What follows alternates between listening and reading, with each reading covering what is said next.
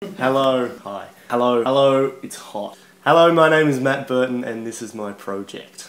420 Fridays is a radio play I wrote in Thailand. It's set in a fictional town with a radio station that has been playing Norah Jones exclusively for 4 years. So there's a team of locals, budding radio presenters that put this show together, but none of them are very good at what they do. So it starts off as a program that may work, and throughout the series drastically falls apart. Yeah, it's not really a success story, but it's funny.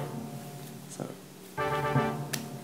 I casted it pretty early. I had a bunch of people in mind while I was writing the characters. Mick Davies, who began comedy a few years ago, and within the first few sets he just made a name for himself instantly. He just exploded into the scene.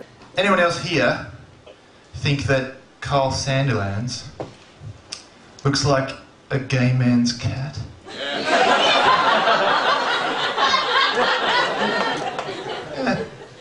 Carl! Dinner's ready, Carl. On top of that, we've got Ted Wilson, who is a bit of a legend of Tasmania as well, and making quite a name for himself in Melbourne and nationally with a character European man. You guys know the pyramids, right, in Africa?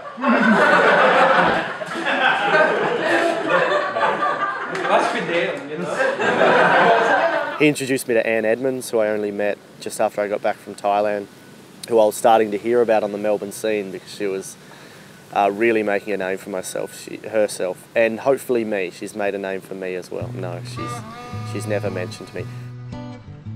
The number of attacks on racists in Australia has increased significantly in recent years. Raylene Donald is a racist. She says she faces persecution on a daily basis. We fled Melbourne in 1994. It was becoming increasingly difficult to live there as a racist. I was being threatened at work. Adolf was being bullied at school. That's why we came up to Darwin. It was for a new life, to start again. And she's just fantastic to work with, very professional. The musicians involved, this is one of the most exciting things for me. One of them is from Tasmania. He's Paul Bender. He's my main sound engineer, and he's a very hard-working man, and he's already started creating some amazing stuff, as well as gathering an amalgamation of really individual musicians.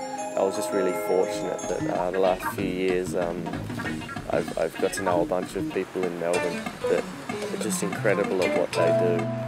Initially I've paid out of my own pocket a lot for the music, the production and all that to get done. This would be the next step. One part of it would be a website, somewhere to podcast from, so actually get someone to design a website and then to source advertising as well. And a lot of the comics and actors I'm using are very busy people, so I guess I'm just lucky that they're happy to be part of the project. So it will be very nice to give them a little bit back for their time, and we just want people to hear it, you know.